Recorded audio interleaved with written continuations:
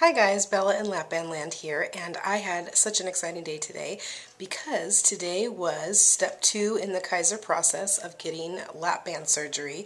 Today was the orientation meeting, and wow, this meeting was so packed with information. It was over 2.5 hours, even though it was supposed to be about 2 hours, but it went a little bit over. And I'm going to try and break it down because we got so much information today. But I'm just so happy that step 2 is checked off. So I think I'm going to go over the steps and then kind of talk along those lines and then go from there. So step 2, like I said today, was the orientation meeting, and that was given mostly by Dr. Larry Denon, who is, I think, the head bariatric surgeon at the center that I'm going to be going to, which is about 45 minutes from my house, 30 to 45 minutes, depending on the traffic that day. And he was great. He was funny. He was very down to earth. He made everything very realistic. And I'm, hoping that he's my surgeon, although he does seem really strict about certain things, which is good, though. I think that's good. But I have a feeling that there are 4 different surgeons that they have at that center, and I think that probably all of them, or any of them, would be great. Anyway, so step 3 is the next step. And they call it a multidisciplinary consult appointment, where you're meeting with several people in one day. They said the appointment is between 3 and 4 hours. You're meeting with somebody from the nutritionist staff, so like a nutritionist. You're meeting with people from the surgery staff, and I think they're doing a whole bunch of different tests with you, blood tests and things like that. And they want to see food diaries and exercise logs and all that kind of stuff. So it should be a really good appointment. And the good thing was today they scheduled them, and I got my appointment for September 2nd, which is a little bit less than a month. Today's August 8th. So I was really happy with that because, I mean, that was one thing I was worried about with Kaiser, was that it was going to take a really long time. And that's not too bad at all. So after that, then you go to a pre-op required psychological evaluation, and he said basically what they're looking for is just to see whether or not someone has an eating disorder. And so, I mean, I don't, and so that should be just no problem at all, but they'll ask questions. I mean, I think I have suffered from disordered eating, not per se like an actual eating disorder, but I mean, who hasn't, had portions that were too big, or who hasn't eaten for emotional reasons, or because they were stressed or sad, or whatever. I mean, I'm sure there are some people like that, but definitely not someone that looks like I do. And I mean, I think in general food is a celebration for me, and I don't know if technically that's considered emotional eating because you're happy, I guess you're celebrating, but I also don't think that's going to change. That's part of my heritage, being Italian. And I think it's just going to be a matter of managing the portions. That's the whole point of the lap band, right? It's a tool to help with that. So after that, then they schedule the surgery. Step 5 is scheduling surgery and a pre-op appointment. I think that's when you actually meet with the actual surgeon who's going to be doing the surgery. And he said then within 4 weeks, they will schedule the actual surgery day. And that's step 6, is actually having the surgery day.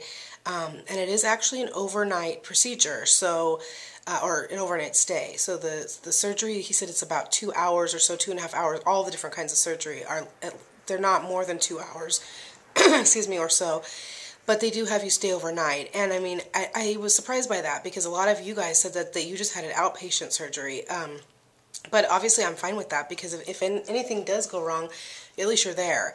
And considering the fact that this is not just down the street for me, it's kind of nice that I'll be there and stay overnight and make sure everything's okay. And he said they usually don't release you until the next afternoon or evening. So it's definitely a full, more than 24 hours, I think, that you're at the hospital. And he did say that the surgeries are scheduled at that center Monday, Tuesday, and Wednesday. He said once in a while they'll do them on Thursday if their schedule's really packed, but usually it's just those 3 days. And then, let's see, after that, then there are follow-up appointments. Excuse me. And he said that those happen at 2 weeks, 6 weeks, 12 weeks, 6 months, and then once a year for life. Now, I think that's for the gastric bypass. So for the lap band, I think obviously it will be different because you'll be going for adjustments and fills, basically. So that will have, I'm sure, a different schedule, although, may follow that same type of thing, but then just have more frequent appointments to get the fill. He stressed a lot that this is not just an operation. He said someone who's just looking for an operation shouldn't be coming to them, that this is a whole process and a program that we're part of, and we were selected. And he said they definitely are, they don't just accept anyone into the program, so they do find people that not only have been recommended from their doctor, but that do seem to have a level of commitment that they're willing to show, to be part of it. And then he did say, that people that stay engaged with the program are 25% more likely to keep the weight off long term. And that definitely makes sense. I mean, that's echoed so many times by so many different diet programs, including Weight Watchers. They always used to say, like, the people that attend the meetings are so much more likely to lose more weight and keep it off than those who don't. So, I mean, that's definitely something that I've heard before and I agree with. He also mentioned that right now, as we begin the nutrition plan that they laid out for us, he does want us to start going to support groups. And he said it doesn't have to be the one Kaiser offers, but they do offer one, and they actually offer one in my city, so it's actually about 10 minutes from where I work, once a month, so that's kind of cool. I'll definitely check that out. But I do also consider you guys and my blog readers and those blogs that I read and the videos that I watch, that's my real support group. That's how I found out so much about this whole process, and I feel like that's how I can share what's going on with me, as well as ask any questions that I might have. You guys are a wealth of information and knowledge and firsthand experience, so I definitely see myself asking you for your help and guidance, in addition to the people that I might go to in the support group. So all good resources, all good resources. Let's see, what else? He mostly focused on gastric bypass today and the vertical sleeve.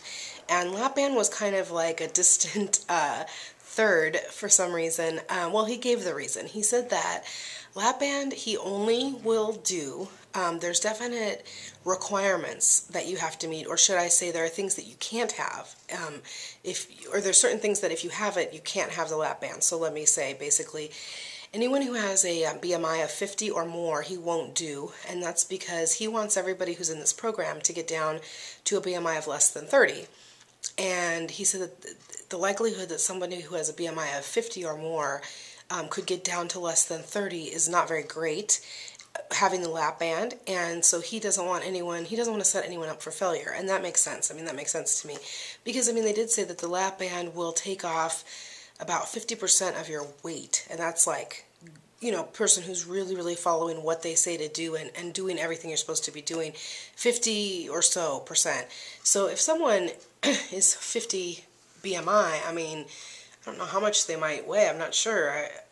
I don't know. But, I mean, obviously they're not going to, 50% of their weight, if they're like 350 pounds, 50% of their weight is still not in a healthy BMI range. So that makes sense to me. The other thing that he said he wouldn't do for lap band, anyone who has diabetes. And he didn't really go into exactly why, but I can guess that it has something to do with the sugars and maybe the fact that the lap band allows you to still have some sugars without too many side effects, while the gastric bypass doesn't. Now, luckily for me, I don't have either of those. My BMI is less than 50 for sure, and I don't have diabetes or prediabetes. So he said in those cases, if like someone like me, it's up to us which surgery we choose to have. And that's why I'm choosing the lap band. I mean, he definitely made it seem like he didn't necessarily recommend it, and he basically said he likes the gastric bypass the best because it has so much research behind it, because it's been around for so many years, and they have such studies, and they know what to expect, and they know how to treat it, and all these things.